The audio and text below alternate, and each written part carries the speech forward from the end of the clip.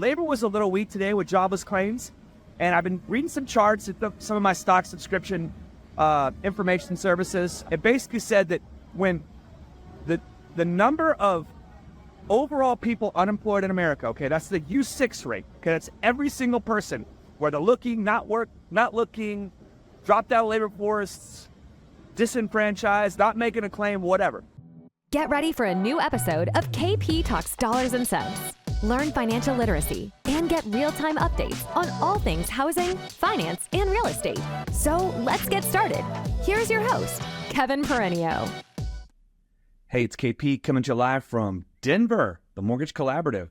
Don't worry, I'm in my hotel room and there's no one else in here like my buddy Jason in Atlanta. So on my way to a dinner, we just had our long senior management meeting today. We do it the first Monday of every month, and I'm late to a dinner. But you guys are going to walk and talk with me through Denver and through the halls. By the way, for those that use Model Match, Eric Levin, dude, he's part owner in Hickory FC. Check this out. So snagged a couple T-shirts from jerseys from him. It's a soccer club, so maybe they'll make their way like Wrexham did in England, and my boy will get rich. I'd love to see it happen. Anyway, lots going on. Oh, look at this. Here's a goodie. Look at the Mortgage Collaborative. They're so nice. Don't mind if I do. A little bottle of water, some socks. That worked out good. Yeah, this Mortgage Collaborative is really good. There's a lot of independent mortgage bankers and credit unions and banks, and it's just a fantastic vibe. Lots of different rooms and breakout sessions, people collaborating, coming up with ideas how to make their businesses better. And then, of course, there's a lot of vendor partners that are here sponsoring as well. So like last night, for example, I'm not sure if everyone knows, I'm a limited partner investor in Rice Park Capital, and I'm also on their strategic advisory board. And they hosted a dinner last night, which is really great, with some executives and leaders in our industry and some partners that are vendors. Jody Hall was there from Danda Road. She left a smaller IMB and went on her own, and now she's got a great successful consulting business. And then I went to a dinner with Zactus and my good buddy Kurt. Well, you guys know Zactus. I mean, Crockett, Shelley, Gallucci. They were all there today, and or last night. And here we go. Here's some people roaming, trying to hide from everyone. Zactus was there. Kirk Donaldson and Halcyon. They co-hosted a dinner. Trained was there. Jonathan Freed and their group. So nice dinner last night. Going to another one right now. I'm an hour late, of course, but that's because I was sitting in my room all day, except for the panel I had with Capacity. We're big fans of Capacity, and we use it for like our chat bot and our email ticketing and routing and task automation. And so we're big fans of, their AI. It's really good. We've been on it almost 5 years. Hey, how you doing, Kevin? Yeah, thanks, man. Just going to Sunday Vinyl? Thank you. Good. Just doing a little podcast here, so don't mind me. Great car. So anyway, Capacity, I got up there and did a case study with them. They used to be called Jane.ai. So they had AI in the name of their company before AI became the big buzzword, and everyone started saying they have AI in their tech when they never really did. And just because ChatGPT is, created it like in our parlance, these people always had it. So they are co-hosting a dinner tonight with MQMR, co-founded by my good buddy Ben Maddock of Maddock Insurance. I was with him a couple weeks ago. We recently moved some of our business over there to MQMR, so it'd be good to meet their team. Truva's there. So Richard Grieser and his team will be there. I'm on their advisory board, and then Adium there, Josh Katz, who used to be with Capacity, and they're on great terms, and now he's with a team with Spencer, and they're building up a CRM that has kind of a nice take on it, where they basically have a data warehouse that can help smaller independent mortgage bankers get hold of their data. So anyway, lots of great partners. Should be a good dinner. I'm super late. But I got caught up on email and had my work thing, and everything's good. All right, let's talk about the jobs report last week. So it's supposed to be 161,000 jobs in the report on last Friday, and there was only like 142,000. But then there were revisions from the prior months of 89,000, and I think like another 60,000. So between June and July, some really big numbers revised down. So the 10-year Treasury remains anchored down, like let's call it 370, where it closed today. And so rates remain low. In fact, I read that interest rates are the lowest they've been in 2 years for mortgage interest rates. And so how much of the Fed cuts and inflation cooling and labor softening has pulled forward interest rates? Can they get better from here? Yes, they can. So if the job market continues to weaken like it has been, we could see even better interest rates. But they're still very good right now. Obviously, if it makes sense, do a refinance. And then maybe, 9 months, 12 months down the road, you can do another one. So if rates get better, you can always date the rate. So, within that jobs report, it's interesting. The unemployment rate went from 4.3% to 4.2%. And that's kind of some noise. Last month, so it's really flat, right? So last month in the jobs report, it was 4.25%. So all the headlines rounded up to 4.3. And then this month it was 4.22. And it was rounded down to 4.2. So it was really flat, right? So that don't read into that too much. Tons of news this week. There's a big debate tomorrow, first debate. And so that could change the certainty versus uncertainty of the election and politics and all the policies that have to do with the flow of money and taxes and what wars we're going to be in and all the stuff, right? So that's a big debate tomorrow night between President Trump and Vice President Harris. So we'll see what happens to the markets after that. Then Wednesday, there's a CPI reading, very big reading, expected to be 0.2, still low, still cool, still low inflation. That's a consumer price index. And then Thursday is a PPI, as well as the European Central Bank meeting. So we're watching money come down, watching that flow change. Should be a pretty interesting news week. And then I think after that, it'll be interesting to see kind of what happens with the markets as they wait for the Fed meeting. And that's next week on the 18th. And the most important thing about that Fed meeting, in my opinion, is the summary of economic projections, the dot plot, that they only do every other Fed meeting, so every 12 weeks. So what do the Fed members think about inflation and interest rates and the economy and GDP and the unemployment rate? They're gonna put all their marks. All 19 members are gonna put it on paper next week. So that will be market moving as well. It'll give us some hints on like how many total cuts there will be, how low the rate will get, which obviously impacts interest rates for us. So a little tech news. Apple, I'm not a hater just because I have an Android. I'm a proud shareholder since 2004. But Apple released their new iPhone, and it does look the same as the old iPhone, but the chipset is, the chips inside are much faster, getting it ready for AI, which is huge. And then Tesla is upgrading all of their self-driving capability and software, which is huge. So get back to you soon. We good? Yeah, it's somewhere around here. I'm not sure where, though. Okay, probably that corner? Oh, yeah? I'll dip there. Thanks, man. Yeah, cheers. Yeah, cheers. So here's Denver. Okay, let's go. Let's go.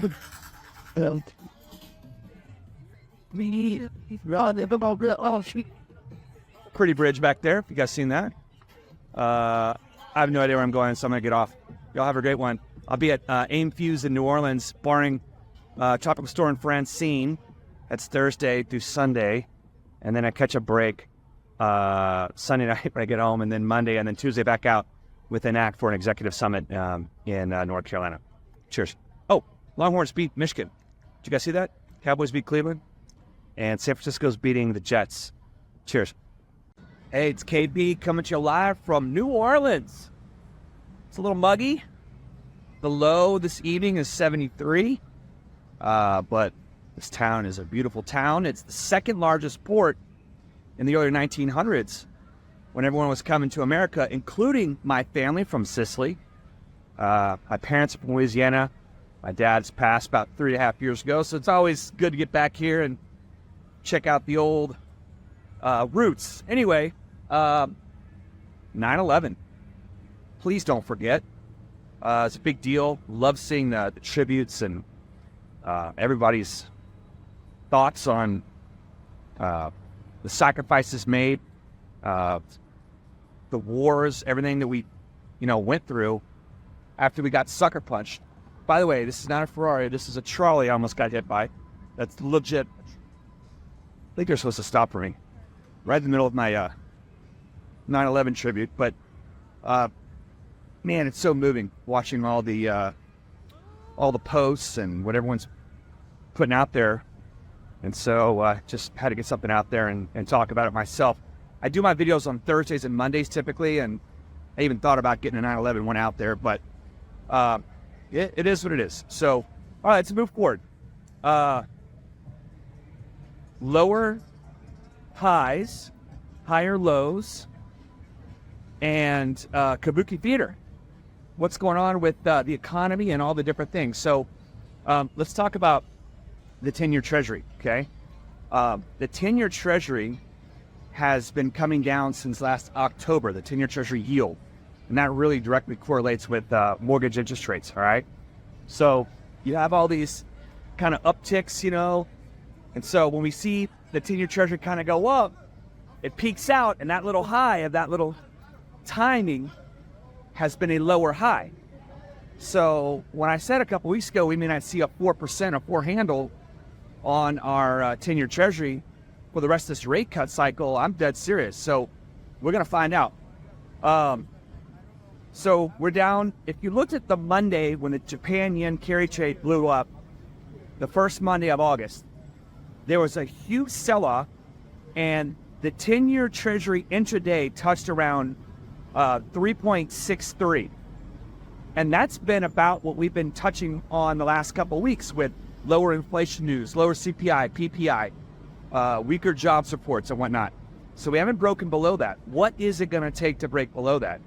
My guess is with all significant news pretty much done this week, I mean, it's Michigan consumer sentiment tomorrow, but the real big news is next week, the Fed meeting. So that dot plot, when they say, hey, this is what we think, you know, the inflation's going to be next year, the GDP and the unemployment rate, and they're going to say where they think they're going to cut down to. Will we see 25 basis point rate cuts this year? We're going to see a full point? Or are we going to see, 325? Are we going to see a 50 next week? I don't think so, but I'm going to talk to you about that Kabuki Theater because it is going to happen. I think it's going to happen at the next meeting. So, anyway, I'm walking around here at Burr Street. It's about to get loud, so I don't want to mess up my audio. I might turn right around here. So let me just say this. CPI came in a little bit hotter on core. Okay, so we stopped 2.5% on headline, right? 0.2% month over month, and then it was supposed to be another 0.2% on core, which strips out food and energy, but it was 0.3%. And so that happened on Wednesday, and so the year-over-year reading is 3.2% for core CPI, Consumer Price Index. Everyone said that took the 50 basis point rate hike next week off the table. It's a lock for a 25 basis point. But I don't think they were going to do it either way because, we don't have a weak enough jobs market right now or GDP to alarm the markets with a 50 basis point cut. But they are behind the curve. They are very restrictive. And even with a 25 basis point rate cut, and inflation falling, it's not keeping up with the inflation falling. So that 25 basis point rate cut, if there's a quarter 25 basis point inflation reduction, the easing, the less restrictiveness of the dollar, of the Fed funds rate versus the real rate, it didn't make any progress. It might actually get worse. So they have to actually do a 50 basis point rate cut. So anyway, the way the Kabuki Theater works with the Fed is last Friday after the jobs report, Fed Governor Waller got out and said, this is after the 8:30 report, East Coast time. He said, hey, maybe we should pull forward some of those rate cuts, and started to float and introduce the idea of a 50 basis point rate cut. Really the only Fed speaker to say such is pretty senior. Then you went into a quiet period where nobody could talk except the press.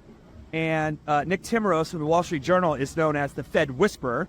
And of course, today he's putting out some information talking about what I just mentioned, that a 25 basis point hike next week won't keep up with inflation dropping, thus not making the Fed funds rate less restrictive at all. They got to go 50. But they're not going to do it next week.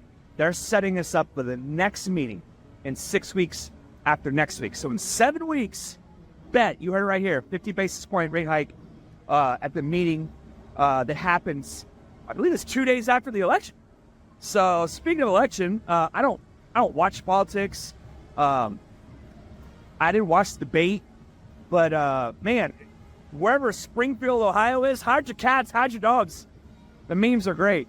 Okay, so PPI, Producer Price Index, came out today, and it was slightly hot as well, but still fairly low. So not as big up. You know, I hosted I was at the Mortgage Collaborative in Denver the other day, my Monday video you saw, and I was a moderator on a panel. I was very fortunate to be asked by the TMC.